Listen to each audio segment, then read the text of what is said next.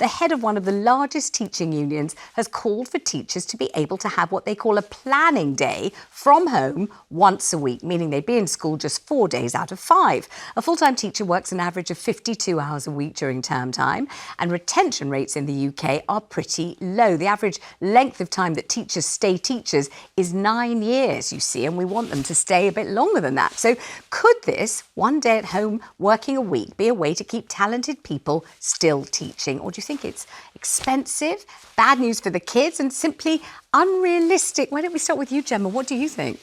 I think they probably do need to do something about how unhappy teachers are when you think that, as you say, I think 90% of teachers are resigning rather than retiring, and they are citing stress. Teaching's really changed. It isn't what it used to be. There's so much paperwork, so much admin, so much report writing.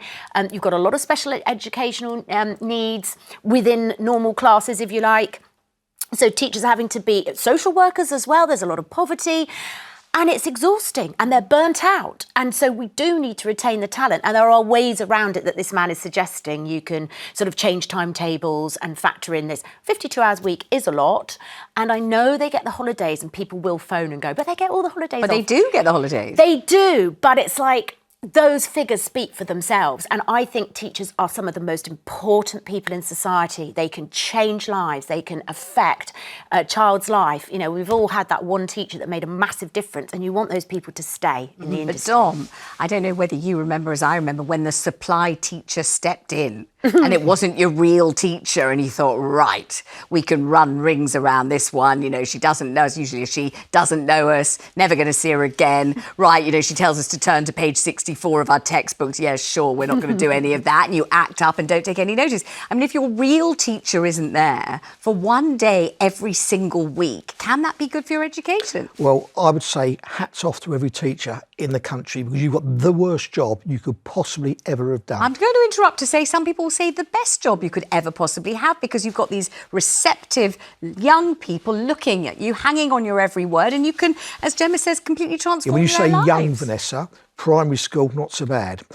When you go to secondary school, those teachers deserve a gold medal. My mum was a teacher, so I've experienced it hands-on. And she was a teacher all her life, and it drove her to an early grave. She died at 60, and that job definitely was really, really stressful for her. Why? Why do you say that? She had 4 kids. Eventually, her and my father split up. Nothing bad. They were overworked with kids, and they couldn't afford time to spend with each other. And her working in that job was a nightmare. Evening times, weekends, she'd be catching up on paperwork and rules and bureaucracy and homework ticking and setting out the curriculum for the next week ahead. And I can remember, my mum, she didn't have time to feed us sometimes. We had bread and butter dipped in sugar, and really, really quite crappy food because she didn't have time to cook anything decent. And eventually she took early retirement, and she was very, very happy after that. Gosh. And I think our teachers, as I said, deserves a gold medal. What they go through in the classroom, particularly secondary schools, we got a system here. Ofsted are overloading them with paperwork, bureaucracy, all this rubbish with the woke that goes on now and things they have to do and can't say and can't do. It's just a nightmare, and I don't blame them for leaving. You were saying about 90% retire early. In France, it's only 15. Yeah. We've got it wrong. Exactly, we have. Nicola, what do you think? I definitely agree. I think that then we need to find a better way. I always used to think, well, they finish school at 3:15. They don't, do they? The workload. And then you've got parents like me who, you say one thing wrong to your kid, they're, phoning up. You've got to deal with parents. So it's an absolute nightmare for them. I don't think the one day off a week is right for the children. So we need to find a better way. But certainly they're overworked and the stats speak for themselves. Well, one of our great friends is joining us down the line, and that's the wonderful teacher, Bobby Seagull. Bobby, so pleased to have you on. Always a delight to talk to you. One of the problems with this, I think, is that it's very expensive. If teachers are working from home one day a week and you want to have a decent teacher of calibre take their place one day a week, it's going to cost money, isn't it?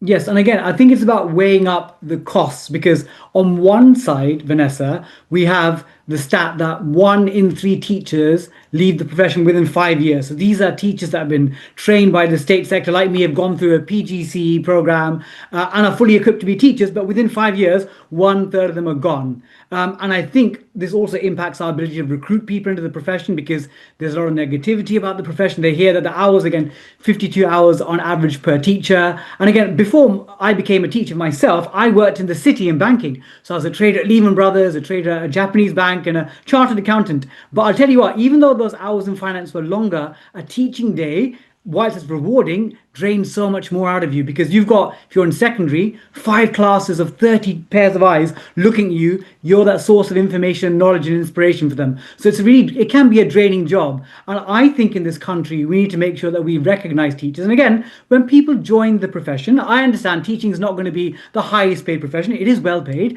but it's not the highest paid profession. But we need to make sure we acknowledge the work they do. And I think this is about trying to offer a creative way of making sure teachers stay longer in the profession. Because currently the stats, Vanessa, say 2/3 of teachers are women, and in this country most women are the ones that currently do the caring. There are men that do it, but more women do caring professions or looking after children at home. When women take maternity leave and go back into the class, it can be really challenging to manage a family life and being a full-time teacher in the class. So actually having this potential working from day home could be an additional boon. And I'll tell you one thing.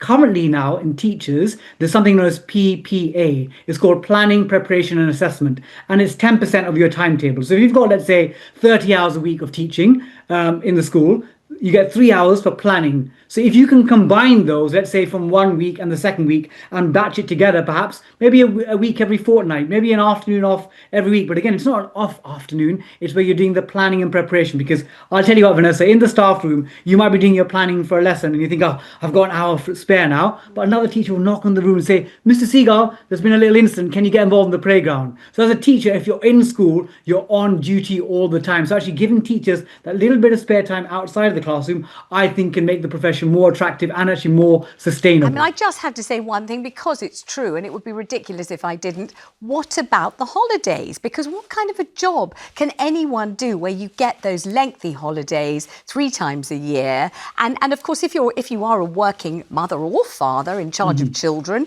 you know, you generally can kind of synchronise your school day with their school day and your holidays with their holidays. And people doing other jobs envy teachers enormously, thinking, gosh, they're so lucky, and it's a jolly good reason to be a teacher. Yeah, to be honest, again, teaching is a privilege. Working with young people is one of the greatest joys of life. You're passing in your skills, knowledge, and confidence to the next batch of young people. But I always say, if the teaching profession in this country, and again, other countries, I think, let's say in Scandinavia, some bits of the Far East with Hong Kong, Singapore, teaching is more respected there. People are clambering over each other to get into the teaching profession. In the UK, we have a significant recruitment crisis as well. Young people, when they graduate from university, they're looking at all the potential jobs. They hear their friends who are in the teaching profession and go, it sounds interesting, sounds like you're making an impact, but I'm not sure I want to take the stick of doing that job. So that's why I always tell people, if it was such a good job, and I think Jemma mentioned it in a conversation, we would see lots of people signing up to be a teacher, but that's sadly not the case. And I think with teachers in the holidays, again, that's one of the perks of the job. You work really hard in term time, and again, a lot of teachers do actually put in work at weekends and in the run-up to the new term. But I think if you remove the holidays, you probably would even further reduce the number of people. I don't think anyone's thinking of removing the holidays. holidays, but do you think, let's have a yes or a no, sir.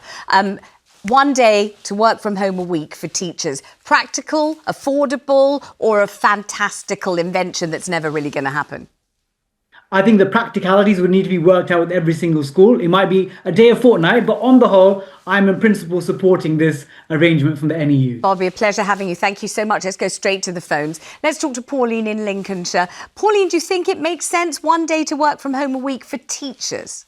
Yes, Vanessa, I do. When I was a little girl in the 50s, my mother had a teacher living in rooms. They'd just got married, and they'd only just got married, and he used to sit marking from the time he'd had his tea until the time they went to bed. And I know that's a fact, because I used to take them a cup of tea in and he'd be sitting at the table marking. They do work that no one else realises they're doing. And I think they're wonderful people, and the way children are so disrespectful today, I think they deserve a day off. Well, that's told them, Pauline, and thank you very much indeed for saying so. So Bobby seemed to think it was a good idea. We'll have to watch this space and see what happens.